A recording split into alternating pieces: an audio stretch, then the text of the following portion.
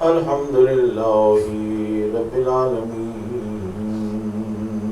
والصلاة والسلام علی اشرف الانبیاء والمرسلین وخاتم النبیین سیدنا ومولانا وبالقاسم محمد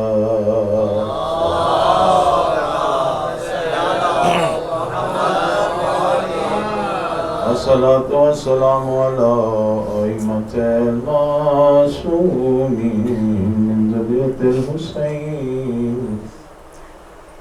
ولعنة الله على أعدائهم أجمعين من الآن إلى قيام يوم الدين أفوض أمري إلى الله إن الله بصير بالعباد رب اشرح لي صدري ويسر لي أمري واحلل عقدة من لساني يفقهوا قولي اللهم كن لوليك الحجة ابن الحسن صلواتك عليه وعلى آبائه في هذه الساعة وفي كل ساعة وليا وحافظا وقائدا وناصرا ودليلا وأينا حتى تسكنه أرضك طوعا وتمتعه فيها طويلا الصلوات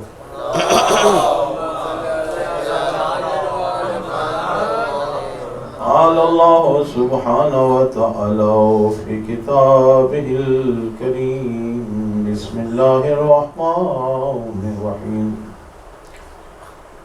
ما أتاكم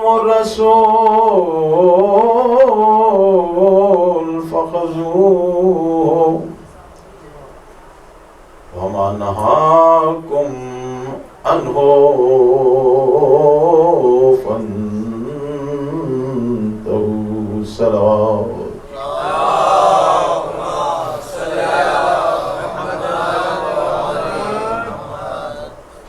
افضل ہے دو جہاں میں گھرانہ حسین کا، افضل ہے دو جہاں میں گھرانہ حسین کا، نبیوں کا تاجدار ہے نانا حسین کا، نبیوں کا تاجدار ہے نانا حسین کا۔ ایک پل کی تھی بس حکومت یزید کی، ایک پل کی تھی بس حکومت یزید کی، صدیاں حسین کا ہے زمانہ حسین، صدیاں حسین کی ہیں زمانہ حسین کا۔ ارشاد رب العزت ہوا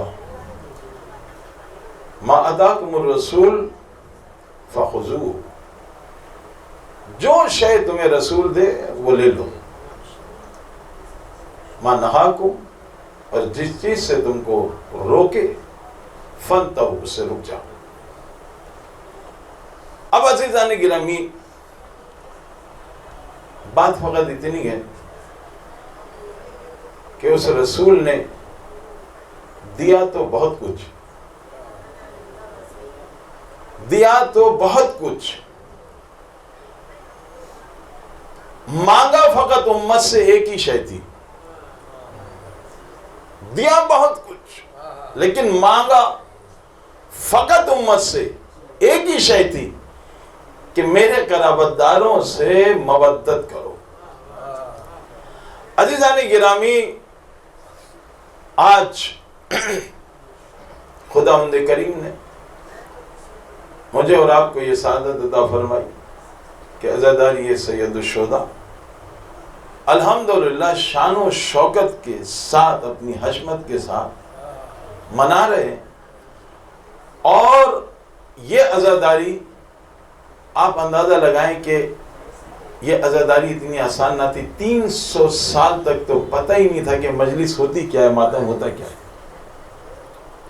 بعد از کربلا 300 سال. خود آپ اس بات سے اندازہ لگا لیں کہ جب امام جعفر صادق علیہ السلام کے پاس یا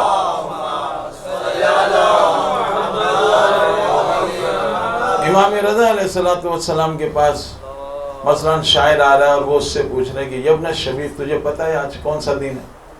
وہ کہتا ہے نہیں یبن رسول اللہ مجھے نہیں پتا. اب آپ سوچیں کہ کوئی شخص ہے جو عاشق اہل بیت ہے, اگر آپ اس دور میں کسی عاشق اہل بیت سے پوچھیں 10 محرم کو کہ تجھے پتہ ہے آج کون سا دن ہے, تو بڑی حیرت سی بات ہوگی. لیکن اس زمانے میں امام اس سے پوچھ رہے کہ یبن شبیب تجھے پتہ ہے آج کون سا دن ہے؟ وہ کہتا ہے نہیں یبن رسول اللہ مجھے نہیں پتا. کہ آج 10 محرم ہے,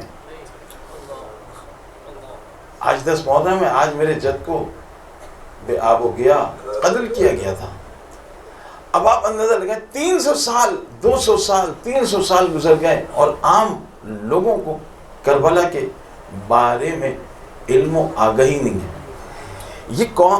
یہ کون سی ایسی طاقت تھی کہ جہاں اتنی بڑی بڑی حکومتیں وہ ان کو روک رہی ہیں, 200-300 سال تک کوئی ذکر نہیں ہے. اور پھر اس کے بعد آج 1000 سال کے بعد, آج 1000 سال یعنی 300-400 سال وہ اور 1000 اس سے آگے, یعنی 1400 سال ٹوٹل. آج 1400 سال کے بعد جس عزاداری کو لوگوں کو علم و شعور اور آگاہی نہیں تھی, آج 1400 سال کے بعد لوگ اتنے شایان و شان سے یہ عزاداری منا رہے ہیں. نہ فقط پاکستان میں بلکہ ہندوستان, عراق, ایران, لبنان, بحرین, دنیا میں جہاں جہاں شیعہ ہے. حتیٰ کہ آج وہ لوگ جو عزاداری کے مخالف تھے ان ممالک میں بھی عزاداری ہو رہی ہے. تو اب یہاں سے پتہ چلا کہ یہ ذکر کربلا, ذکر عزاداری, یہ سب سے بڑی عبادت ہے روئے زمین کی. بل محمد و علی محمد صلی اللہ علیہ وسلم.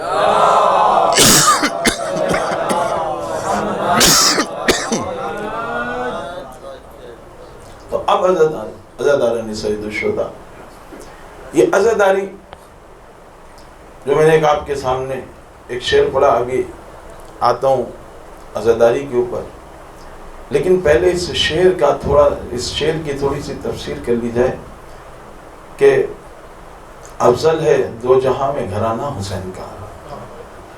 جب یہ گھرانہ یعنی 2 جہان میں, فقط اس دنیا کی بات نہیں ہے, افضل ہے 2 جہاں میں گھرانہ حسین کا, یعنی اس جہان میں بھی افضل ہے, اس جہان میں بھی افضل ہے. اب کیا ہوا کہ دونوں جہان میں افضل ہونے کے باوجود امت مسلمہ نے ان کے ساتھ یہ حل کیا. امت مسلمہ نے, کافر نے نہیں کیا, ہندو نے نہیں کیا, امت مسلمہ نے یہ حل کیا کہ امام حسین کو نہ فقط قتل کیا بلکہ جو لوگ ان کے خانوادے کے بچ گئے تھے ان کو اسیر تک بنا لیا, اور ان لاشوں کو, جنازوں کو, جن کو امام حسین نے کربلا کے ریگستان میں چند جنازوں کو دفن کر دیا تھا, ان جنازوں کو بھی انہوں نے اس زمین سے نکال کر کے اسب پامال کر دیا. وجہ کیا تھی؟ کیا لوگوں کے ان کے بارے میں معرفت نہیں تھی؟ نہیں, معرفت تھی. پھر وجہ کیا تھی کہ امام حسین کو قتل کر دیا, امام حسن کو قتل کر دیا, مولا علی کو قتل کر دیا. اور عزیزان گرامی, حتیٰ کہ جس کا خاندان قتل کر دیا گیا, سارے بچے شہید کر دیے گئے, اسی کے دادا کو اس دنیا نے کافر بنا دیا. آپ اندازہ لگائیں, اسی کے دادا کو اسی کے دادا کو رسول اللہ کہہ رہے ہیں، اللہ کہہ رہا ہے یہ رسول جو تمہیں دے وہ لے لو اور جس سے روکے رک جاؤ۔ رسول اکرم کہہ رہے ہیں حسین منی وانا من الحسین، حسین منی وانا من الحسین، حسین منی وانا من الحسین۔ یہ کیا کر رہے ہیں مسلمان؟ یہ کیا کر رہے ہیں مسلمان؟ یعنی نہ مولا علی کو قبول کر رہے ہیں، نہ ان کے بچوں کو قبول کر رہے ہیں۔ وجہ کیا ہے؟ اچھا بچوں کو تو چھوڑیں، حتیٰ کہ خود مولا علی کے باپ کو لوگوں نے نہ فقط قبول نہیں کیا، ان کو کافر بنا دیا۔ آپ نے سنا ہوگا کہ مولانا حنیف قریشی سے جب کسی نے سوال کیا کہ کیا وجہ ہے کہ ابو طالب جیسے انسان کو، حالانکہ بالکل روز روشن کی طرح حیا ہے، یعنی آپ دیکھیے مثلاً آپ ہیں، آپ کو اگر پتہ چل جائے کہ شخص ہندو ہے تو آپ اس کے ہاتھ سے کھانا نہیں کھائیں گے؟ کھائیں گے کھانا؟ نہیں کھائیں گے کھانا۔ آپ سوچیں، آپ ایک عام انسان ہیں، آپ کو اگر پتہ چل جاتا ہے کہ یہ ہندو ہے تو آپ اس کے ہاتھ کا کھانا نہیں کھاتے۔ یہ کیسے ممکن ہے کہ رسول اکرم اتنے عرصے تک اس کافر کے گھر میں رہے اور کافر کے ہاتھ کا کھانا کھاتے رہے؟ ایک عام انسان گوارا نہیں کرتا، جو نبیوں کا سردار ہے وہ کیسے کافر کے ہاتھ کا کھانا برداشت کرے گا؟ تو آپ نے سنا ہوگا کہ جب اہل سنت کے عالم دین حنیف قریشی صاحب ان سے سوال کیا گیا کہ کیا وجہ ہے کہ ابو طالب جیسے انسان کو دنیا نے جو کافر بنا دیا؟ آپ سوچیں ذرا۔ ہاں تو اس نے کیا جواب دیا؟ اس نے کہا کیونکہ یہ ابو طالب علی کا باپ ہے، علی کا باپ ہے، علی کا باپ۔ مسئلہ کیا ہے علی کے ساتھ؟ اس بکس کا اصل، اس کینے کی اصل وجہ کیا ہے؟ اس کینے کی اصل وجہ یہ ہے کہ عرب کے اندر مکہ اور مدینہ میں شاید ہی کوئی گھر باقی بچا ہو کہ جس گھر کا فرد علی کے ہاتھ سے قتل نہ ہوا، شاید ہی۔ اب آپ اندازہ لگائیں کہ حالانکہ مسلمان ہو گئے لیکن وہ، آپ ایک بات یاد رکھیے گا، یہ جو عرب کا جو کینہ ہوتا ہے نا، یہ جو عرب کا کینہ ہوتا ہے، یہ عرب کا کینہ شتر سے مشابہ کرتے ہیں۔ کہتے ہیں کہ اونٹ جو ہے نا، وہ اگر کسی سے انتقام کی، مثلاً سوچ لینا کہ اس سے انتقام لینا اونٹ، تو اس انتقام لینے والے کو کبھی بھی نہیں چھوڑتا۔ اسی لیے مشہور ہے شتر کینہ شتر، یعنی اونٹ کا کینہ جو ہے وہ مشہور ہے۔ نہیں ایسے ہی کینہ عرب بھی مشہور ہے، یعنی عرب کے دل کے اندر جو کینہ ہے وہ اتنا شدید ہے، آپ خدا کی قسم آپ اندازہ نہیں لگا سکتے۔ اس عرب کے اندر محمد کی دشمنی کا کینہ اتنا شدید ہے کہ آج یہ ہر شے ماننے کے لیے تیار ہیں، اسی محمد کے کہنے پر اللہ کو مانتے ہیں، اسی محمد کے کہنے پر محمد رسول اللہ کو مانتے ہیں، لیکن اسی محمد کے کہنے پر علی ولی اللہ کو نہیں مانتے۔ کیوں نہیں مانتے؟ اس لیے کہ وہ جو کینہ ہے ان کے دلوں میں، کہ ایک ایک شخص کو جو مولا علی نے ہر فرد کو گھر کے قتل کیا۔ آپ اندازہ لگائیں، یعنی جب رسول اکرم صلی اللہ علیہ وسلم، آپ کو غور تو نہیں ہو رہا،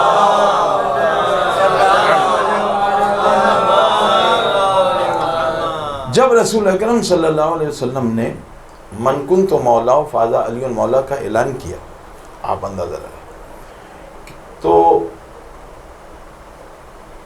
آگے رسول اکرم مدینے، مکے آگے، مکے سے نکل کے مدینے آگئے، تو ایک گروہ آیا، کہا یا رسول اللہ، یہ جو آپ نے اعلان کیا ہے،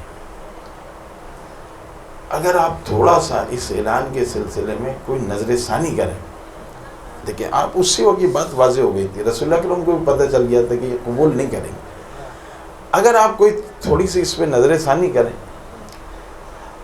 تو رسول اللہ اکرم نے فرمایا کہ یہ میرا حکم نہیں ہے، میں اس کو تبدیل نہیں کر سکتا، یہ اللہ کا حکم ہے۔ اچھا پھر اس کے بعد انہوں نے کہا اچھا آپ ایک کام اور، اگر چلیں ٹھیک ہے یہ اللہ کا حکم ہے کہ مولا ولی جو ہے وہ آپ کو علی کو ہی منانا ہے، تو آپ ایک ایسا کر لیں کچھ کہ علی کے ساتھ کسی کو لگا دیں، علی کے ساتھ کسی کو لگا دیں، تاکہ کم از کم یہ لوگ تھوڑا سا مینٹلی طور پر اس بات کے لیے علی کی ولایت کے لیے تیار ہو جائیں، تھوڑا سا کوئی ایسی شخصیت کو اٹھا لیں عرب کی اور اس کو علی کے ساتھ مثلا لگا دیں، تو تھوڑا سا جو یہ بغض اور کینہ ہے یہ لوگوں کا تھوڑا ٹھنڈا ہو جائے گا۔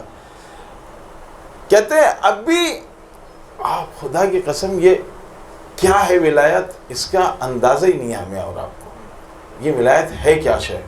میں پڑھ رہا تھا کتاب میں کہ جتنے بھی اولو العزم پیغمبر آئے ہیں، جتنے بھی مشہور و معروف پیغمبر آئے ہیں، اللہ نے ان سے علی کی ولایت کا اقرار لیا ہے، علی کی ولایت کا اقرار لیا ہے۔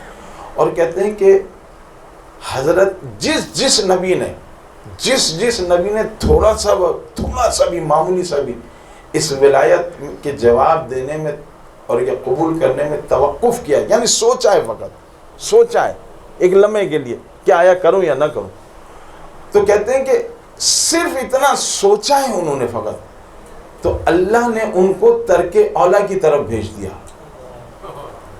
یعنی آدم سے ترک اولا ہو گیا، یونس کو مچھلی کے پیٹ میں ڈال دیا، فقط مثلا ایک لمحے کے لیے سوچا کہ آیا قبول کروں یا نہیں کروں، بس اتنا اور کچھ نہیں۔ اللہ نے جو یونس کو مچھلی کے پیٹ میں ڈال دیا، ابراہیم کو آگ کے حوالے کر دیا، یعنی اتنا معمولی سا توقف کیا انہوں نے علی کی ولایت کے سلسلے میں، اور اللہ نے ان کو اتنی سزاؤں کی طرف بھیج دیا۔ اب آپ اندازہ لگائیں، یہ ہے ولایت الہی بر محمد وال محمد صلی اللہ علیہ وسلم۔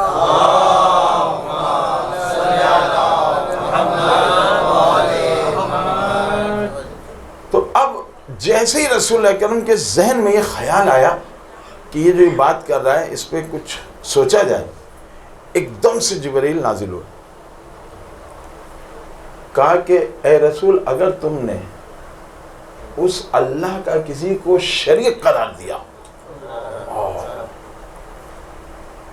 اگر تم نے اس اللہ کا کسی کو شریک قرار دیا تو تم ظالموں میں سو جاؤ گے۔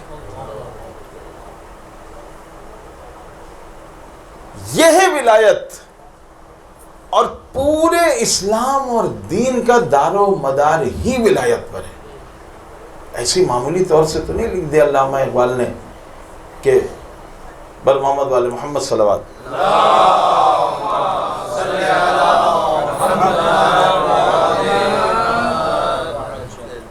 کیا ہے کہ لا الہ برسر صحرا نوشت، سطر عنوان نجات ماں نوشت۔ اس نے کلمہ لا الہ الا اللہ کو اس ریگستان میں لکھ دیا، خاک پر لکھ دیا، اس نے ہماری نجات کا ذریعہ لکھ دیا۔ یہ امامت وہ رمز ہے۔ آج آپ دیکھیں نا پوری دنیا کے اندر یہ کیوں ذلیل و رسوا ہو رہا ہے مسلمان۔ آپ دیکھیں اسی پاکستان کے اندر کتنی ذلت و رسوائی ہے۔ برابر میں وہ ملک ہے وہاں سے کہ 50 روپے لیٹر پیٹرول نہیں لے رہے ہیں، پوری عوام کو انہوں نے مارا ہوا ہے، جکڑا ہوا ہے۔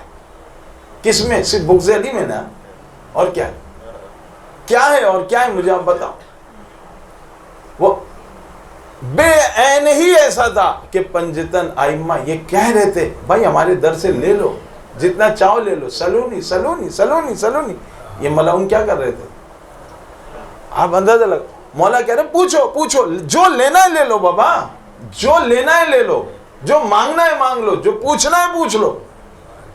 لیکن کیا کرتے تھے؟ یہ بغض علی میں اتنے مارے ہوئے تھے کہ یہ کبھی علی کو عالم تسلیم کرتے ہی نہیں تھے۔ یہ ہمیشہ جب سوال کرتے تھے نعوذ باللہ من ذالک، علی کو ذلیل کرنے کے لیے سوال کرتے تھے۔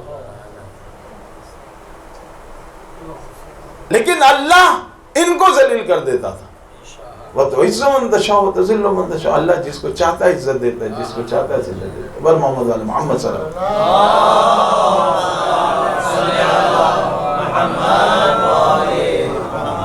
تو آج مسلمان کیوں خوار ہو رہا ہے؟ وجہ کیا ہے؟ یہ جو پورے جہان میں افضل ہے، کل جہاں میں گھرانہ حسین کا، اس کو اس دنیا نے تسلیم نہیں کیا. نتیجہ کیا آ رہا ہے؟ ذلت در ذلت، ذلت در ذلت، ذلت در ذلت. آج وہ ذلت خود ہم اپنے پاکستان میں دیکھ رہے ہیں. آپ اندازہ لگاؤ، آج خدا کی قسم آج وہ ہم یہ جو مجلسیں کر رہے ہیں، عزاداری کر رہے ہیں، عزاداری کا حسن کیا ہے؟ ایک عزاداری وہ ہے کہ جو آپ عزاداری کر رہے ہیں اس عزاداری کو آپ نے احاطے میں لیا ہوا ہے، اور ایک عزاداری وہ ہے کہ جس عزاداری نے آپ کو اپنے احاطے میں لیا ہوا ہے. ایک عزاداری وہ ہے جو میں اپنی مرضی اور منشا سے کر رہا ہوں، اور ایک عزاداری وہ ہے کہ واقعاً وہ عزاداری امام حسین علیہ السلام چاہ رہے ہیں. آپ دیکھیں کہ جن ہستیوں کو امام حسین علیہ السلام نے یا اس عزاداری نے اپنے احاطے میں لیا، وہ ہستیاں کہاں پہنچی؟ کہاں پہنچی؟ خود زیادہ دور جانے کی بات ہی نہیں ہے. اسی پاکستان میں آپ دیکھیں، میں بھی دیکھ رہا تھا اس سال بھی تقریباً 8 یا 10 آدمی، یہ جو روڑی میں تابوت اٹھتا ہے، اس سال بھی ہر سال 7 8 10 آدمی جو اس میں شہید ہوتے ہیں. کیوں شہید ہوتے ہیں؟ یعنی اتنا ازدحام ہوتا ہے لوگوں کا، یعنی لاکھوں افراد. آپ اندازہ لگائیں، پتہ نہیں کتنا وہ مجمع ہوتا ہے، کوئی گن ہی نہیں سکتا اس کو. اتنا بڑا مجمع پاکستان کا میں سمجھتا ہوں سب سے بڑا مجمع ہوتا ہے یہ، جس میں 7 8 آدمی ہر سال شہید ہو جائیں. تو اس کے مجمع کا آپ اندازہ، اب یہ جو مجمع ہے یہ کس لیے آ رہا ہے؟ یہ کس لیے آ رہا ہے؟ یہ اس لیے آ رہا ہے کہ حسین ان کو کچھ دے رہے ہیں تو یہ مجمع آ رہا ہے. اگر امام حسین کے در سے ان کو نہ ملتا، یہ نہ آتا. تو آپ اسی پاکستان میں دیکھیں کہ ایک عزاداری میں منا رہا ہوں، آج تک میں نے کبھی امام حسین علیہ السلام کو خواب میں نہیں دیکھا. کسی ہستی کو میں نے اسی خواب میں نہیں دیکھا. ایک عزاداری میں منا رہا ہوں. ایک عزاداری وہ منا رہا ہے شخص کے جو ہر سال مثلا پیدل جا رہا ہے امام حسین کے روزے پر، اور ایک سال مریض ہو جاتا ہے اور امام حسین اس کے خواب میں آ جاتے ہیں. خواب میں آ جاتے ہیں. یعنی کیا؟ یعنی اس نے ایسی عزاداری کی کہ اس عزاداری نے اس کو اپنے احاطے میں لے لیا، اور ایسا احاطے میں لیا کہ اب جب تک پاکستان کیا، جب تک زمین کو پر عزاداری ہوتی رہے گی، یہ مجمع اور یہ رچ بڑھتا رہے گا.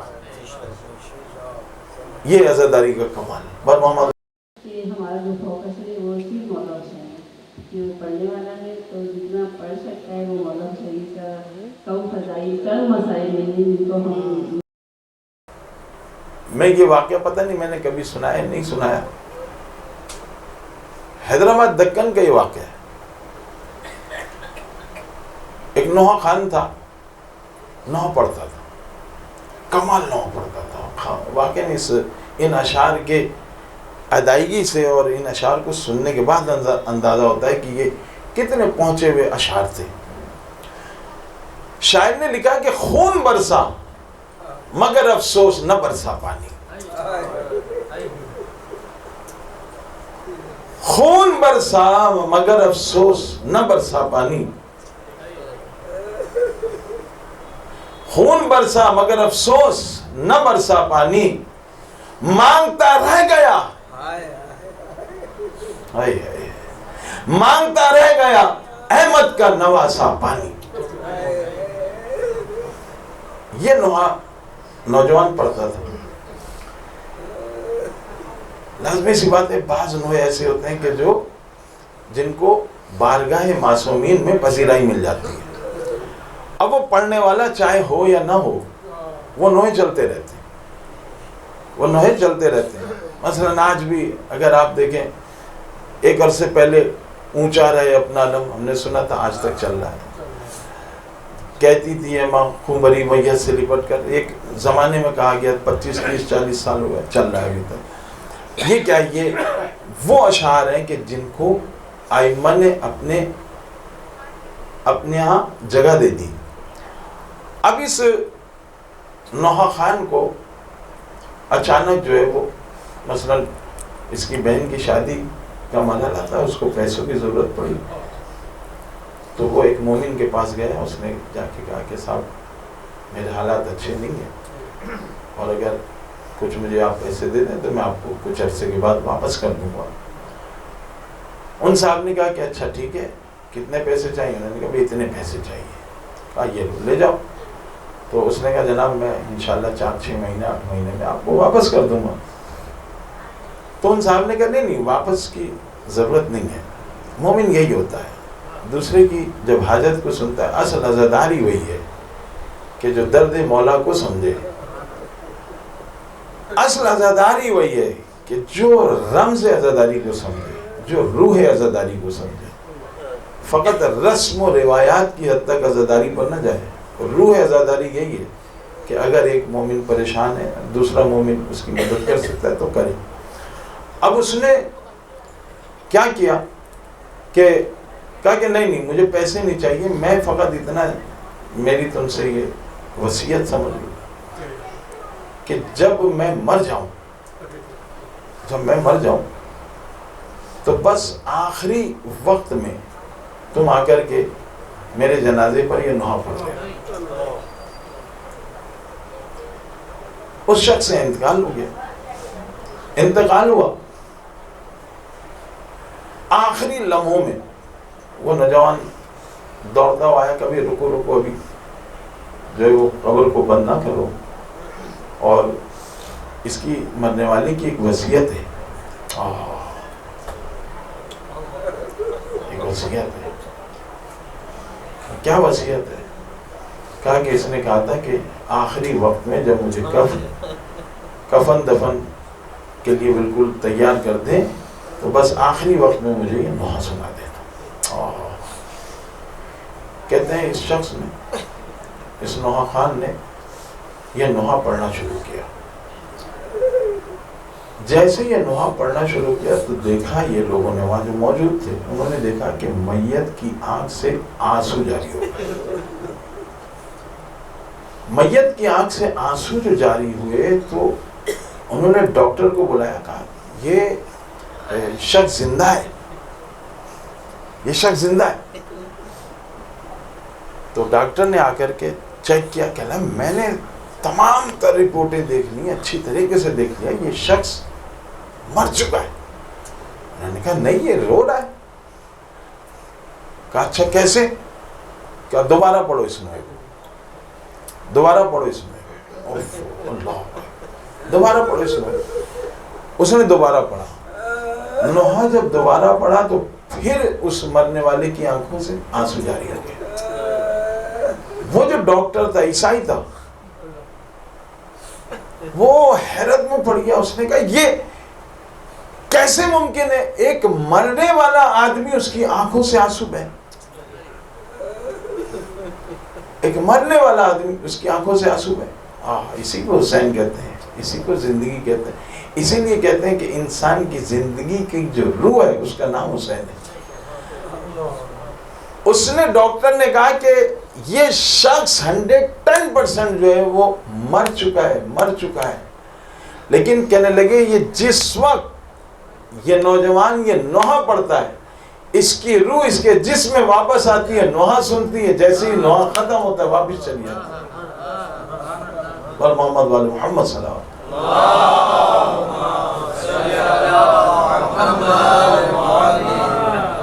ایک عزاداری وہ جو میں اور آپ مناتے ہیں، جس کا احاطہ میں نے اور آپ نے کیا ہے کہ ایسا ہوگا ایسا ہوگا ایسا ہوگا. اور ایک عزاداری وہ ہے کہ جو خود عزادار کا احاطہ کرتی ہے. احاطہ کرتی ہے عزاداری، ایسی نہیں ہے. صرف اور صرف مجھ میں اور آپ میں، کرنے والے میں کتنا خلوص ہے، پڑھنے والے میں کتنا خلوص ہے، سننے والے میں کتنا خلوص ہے. ایک ایک شے پہ امام حسین کی نگاہ ہے.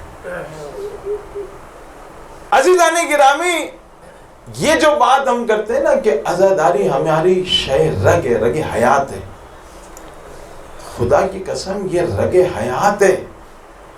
اگر یہ عزاداری نہ ہوتی، ہمیں نہیں پتا تھا کہ توحید کیا ہوتی ہے، ہمیں نہیں پتا تھا کہ رسالت کیا ہوتی ہے، ہمیں نہیں پتا تھا عدالت کیا ہوتی ہے. یہ جو رگ حیات ہے نا، رگ حیات سے کیا مراد ہے؟ رگ حیات سے مراد یہ کہ یعنی ایک لمحے کے لیے بھی اگر یہ خون رکے گا تو آدمی مر جائے گا.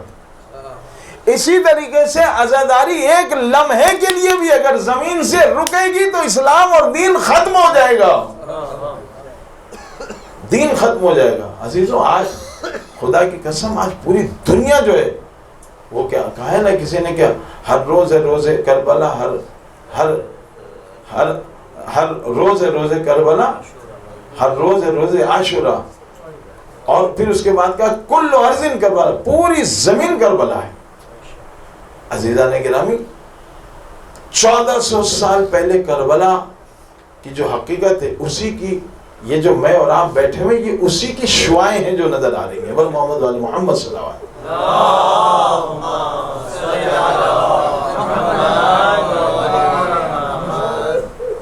تو اب خدا کی قسم آپ یقین کریں، خدا پرستی کیا ہے؟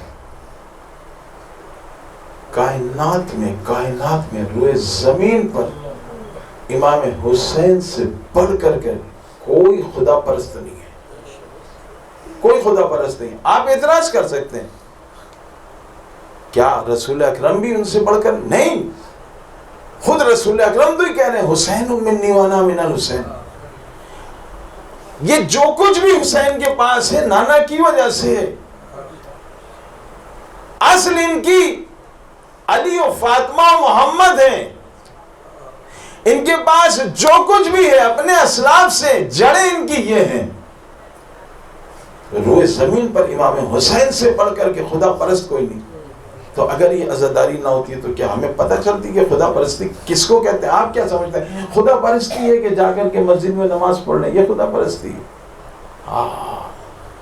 انسان یہی تصور کرتا ہے کہ خدا پرستی یہی ہے کہ اس کے آگے سجدہ کر لیا جائے. ایسا ہی ہے نا بھائی. عموماً انسان کے شعوری اللہ شعوری ذہن میں یہ ہوتا ہے کہ خدا پرستی یہی ہے کہ انسان جا کر کے اس کے سامنے سجدہ کر لے، اس کی ذات کو سجدہ کر لے، اللہ کی پرستش کر لے. یہی ہے نا، ایسے ہی ہے نا. اب آپ اگر سجدے کی بات کرتے ہیں، پرستش کی بات کرتے ہیں، تو یہ مسلمان کیا، یہ ہندو بھی سجدہ کرتا ہے، کافر بھی سجدہ کرتے ہیں. تو کیا وہ پرستش خدا ہو گئی؟ پرستش خدا کیا ہے؟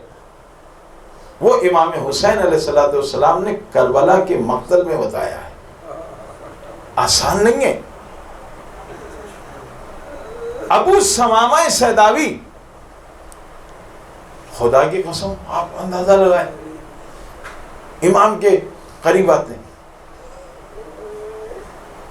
یا ابن رسول اللہ نمازیں تو بہت پڑھی ہیں لیکن آج کی نماز کی لذت ہی کچھ اور ہے. میں چاہتا ہوں کہ ابھی ہم چند گھنٹوں کے بعد جنت میں ہوں گے تو ہم یہ چاہتے ہیں کہ آخری نماز ہم آپ کی ابتدا میں پڑھ سکیں. آپ اندازہ لگائیے میرا کیا عالم ہے اور امام کا کیا عالم ہے. یقیناً ہماری کوئی ان سے مشابہت نہیں، لیکن ابن حنیف ہر ماموں کا ایک امام ہوتا ہے اور وہ اپنے امام کے نور سے فیض حاصل کرتا ہے. امام حسین علیہ السلام کی جو کربلا ہے، زندگی کا ہر شعبہ، خدا پرستی یہاں ملے گی، رسالت تمہیں یہاں ملے گی، عدالت تمہیں یہاں ملے گی. آپ ذرا اندازہ لگائیں، یعنی خدا پرستی کی انتہا دیکھو، چاروں طرف سے کائنات میں ایسا نمازی نہیں ہے. وہ ہے نا کسی کا شعر بھی ہے کہ ہزاروں سر ہے نمازیں جنہیں بچاتی ہیں، نماز کو جو بچائے وہ سر حسین کا ہے.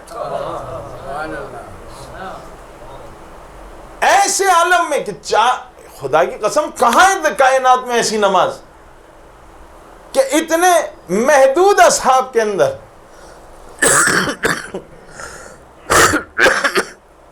جنگ تو شروع ہو گئی ہے، اتنے محدود اصحاب کے اندر، ان اصحاب سے آدھوں سے کہہ رہے ہیں تم سامنے آ جاؤ، اور آدھوں سے کہہ رہے ہیں تم میرے پیچھے نماز پڑھو، ایک ہی رکعت میں دونوں رکعت پڑھو. یہ ہے فتویٰ ہے. مثلاً اگر حالت جنگ میں آپ 2 رکعت 4 رکعت نماز 2 رکعت ہو جائے گی، اس 2 رکعت کو بھی جماعت میں جو ہے آدھی جماعت مثلاً 1 رکعت امام پڑھے گا، یہ پیچھے والی 2 پڑھیں گی، اور یہ جلدی سے ختم کر کے دوسرے لوگوں کو موقع دیں گے کہ وہ آئیں اور 1 رکعت میں امام کے پیچھے 2 رکعت نماز پڑھ کے ادھر چلے جائیں. اب یہ جو نماز خوف اس کو کہتے ہیں.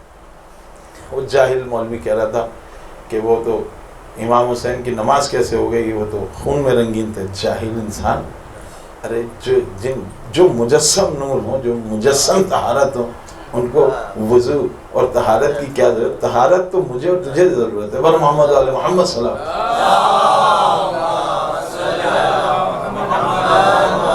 خدا کی قسم یہ حکم آپ ذرا اندازہ لگائیں. اتنے بڑے انہوں نے مراکز بنائے ہوئے، اتنے بڑے بڑے چینل انہوں نے قائم کیے. ان جاہلوں کو جولا کو یہ نہیں پتا کہ جو نماز حالت جہاد میں پڑھی جاتی ہے، وہاں جس لباس میں ہے انسان، اس لباس میں وہ نماز پڑھ سکتا ہے. یہ عام انسان کے لیے چیزائی کہ وہ تو اپنی طہارت کی انتہا کو پہنچے ہوئے. اب ایسی صورتحال میں ابو ثمامہ سیداوی آتے ہیں امام حسین سے، کیا کہہ رہے ہیں؟ ہم چاہتے ہیں آخری نماز آپ کی افتتاح میں پڑھ لیں. امام کیا کہہ رہے ہیں؟ اے ابو ثمامہ سیداوی، خدا تجھے حقیقی نماز گزاروں میں شمار کرے. امام کی دعا ہے، امام کی دعا ہے، تجھے حقیقی نماز گزاروں میں شمار کرے.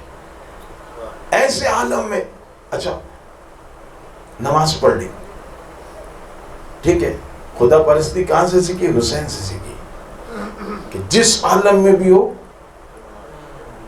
نماز کو غم حسین مناؤ مگر نماز کے ساتھ. حسین تم کو صدا دے رہے ہیں مقتل سے، ہماری یاد مناؤ مگر نماز کے ساتھ. خدا پرستی یہاں سے سیکھی. عدالت دیکھو کیا ہے، خدا کی قسم. جس زمین کے اوپر آ کر کے دفن ہو رہے ہیں، نہیں چاہتے کہ کسی غیر کی زمین میں آپ کی جو ہے وہ قبر بنے. دیکھیں نا، یہ بڑا مسئلہ ہے. کل کو دنیا اکھاڑ کے پھینک دیتی اسی مسئلے کے اوپر. ارے جس دنیا کو یہ پنجتن برداشت نہ ہو رہے ہوں، اگر امام حسین اس زمین کو نہ خریدتے تو یہ دنیا کیا حل کرتی؟ ارے زمین خرید کر بھی کتنی بار اس قبر کو بنجر بنانے کی کوششیں ہوئیں. تو اگر یہ زمین نہ خریدتے تو یہ ظالم کیا کرتے؟ تو امام کی عدالت کا اندازہ آپ لگائیں کہ جس زمین پہ قدم رکھا ہے وہاں آ کر کے جو ہے وہ کہہ رہے ہیں کہ یہ بلاؤ اس کے مالک کو، اس کی قیمت ادا کی ہے. عدالت کہاں سے سیکھی؟ کربلا سے سیکھی. توحید کربلا سے، عدالت کربلا سے. رسالت کہاں سے سیکھی؟ رسالت کہاں سے سیکھی؟ جب حسین کو دیکھا تو نانا کو پہچانا کہ جب حسین اتنا عظیم ہے تو اس کا نانا کتنا عظیم ہوگا.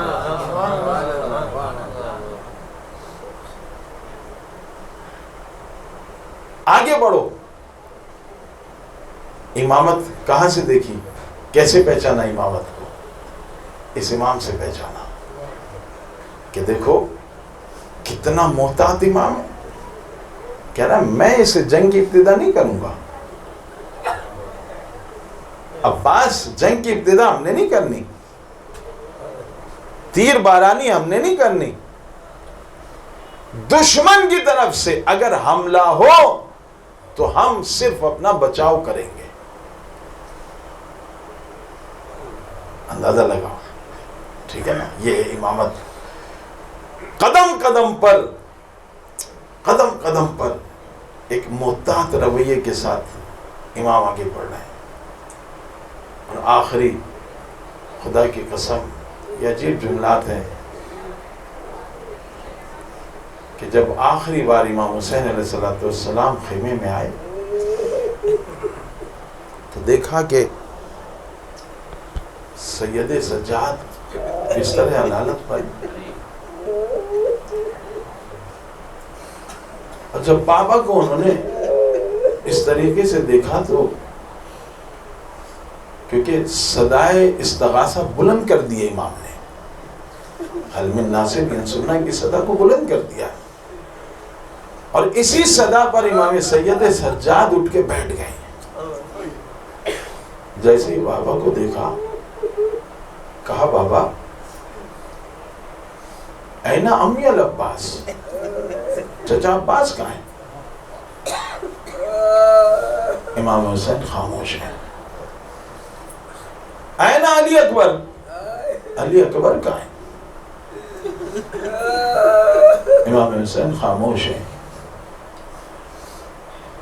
اینا قاسم و اون محمد, بابا قاسم اور اون محمد کہاں ہیں؟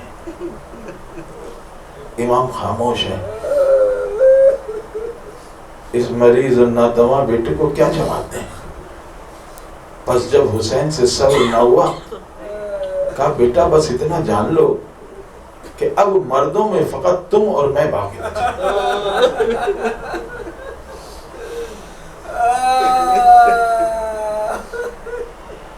مردوں میں فقط میں اور تم باقی بچے. بس عزیزوں,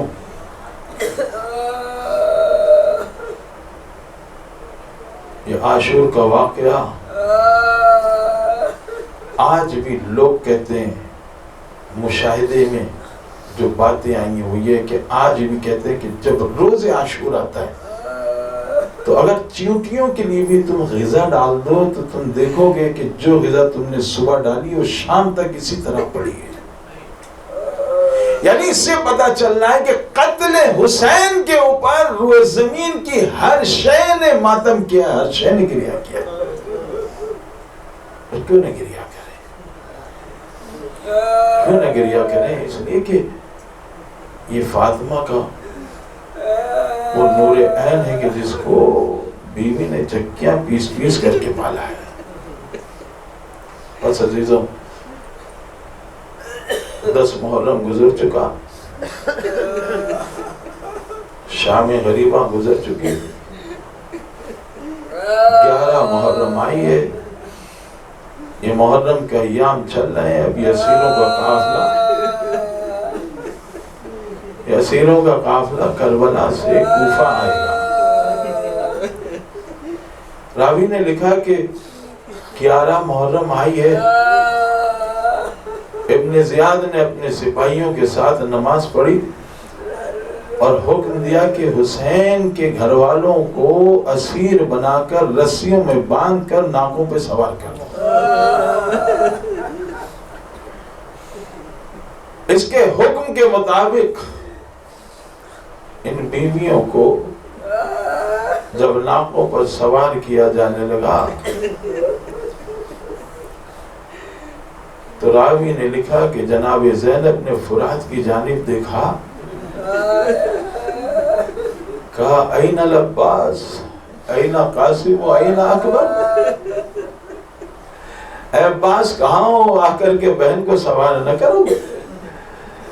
اے اکبر کہاں ہو, آ کر پھوپھی کو سوار نہ کرو گے؟ اے قاسم کہاں ہو, آ کر پھوپھی کو سوار نہ کرو گے؟ ہاں عزیزو, جناب زینب روتی جاتی تھی, فرات کی جانب دیکھتی جاتی تھی. راوی نے لکھا کہ شاید شہداء کے جسد میں حرکت آئی ہو.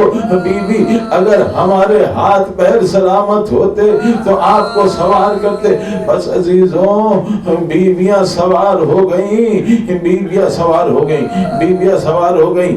لیکن اچانک قافلہ رک گیا, قافلہ رک گیا.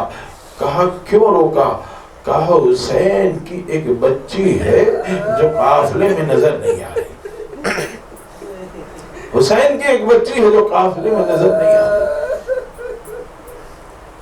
زجر بن قیس کہتا ہے, راوی نے لکھا یہ ملعون جناب سید سجاد کے سامنے آیا, کہا اے سید سجاد تمہاری بہن ہمیں نہیں مل رہی, دیکھو چلو, چل کر کے دیکھو تمہاری بہن کہاں ہے.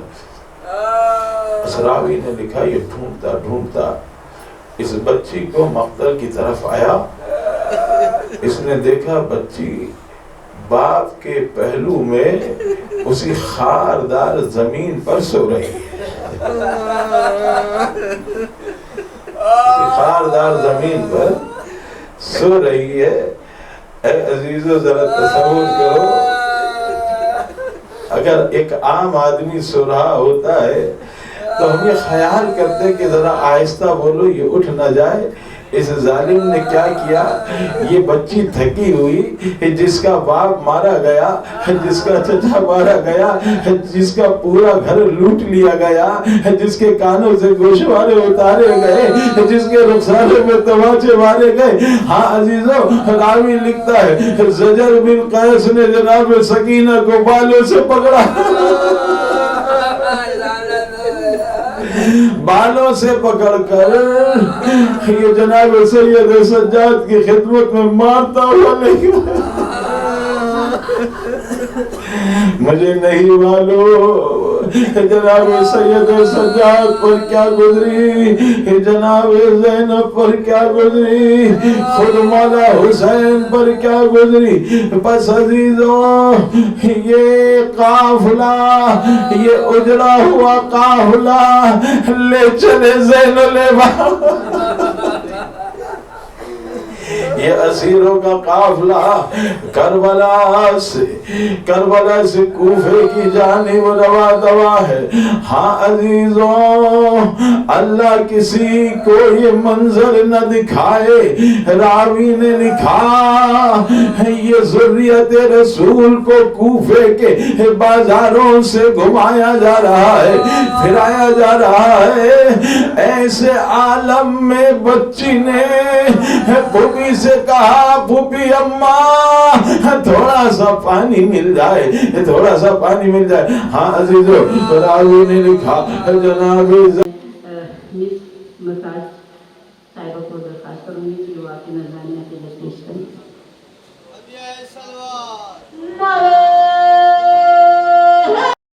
زینب کے ہاتھ میں دیا, بچی نے پانی پینا چاہا.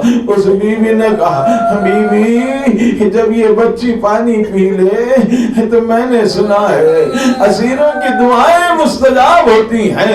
اے بیوی اس بچی سے ہمارے لیے کچھ دعائیں کرا دینا. بس عزیزو جیسے جناب زینب نے سنا کہا سکینہ جب تک اس کی دعائیں نہ سن لو پانی نہ پینا. اس بیوی نے کہا نہیں اس بچی کو پانی پی لینے دو گا نہیں, ہم اس گھرانے سے ہیں کہ جہاں سوالی کے سوال کو پہلے سنا جاتا ہے. بس عزیزوں پہلے کا تو اپنی حاجات بیان کر. اے بی بی اپنی حاجات بیان کر.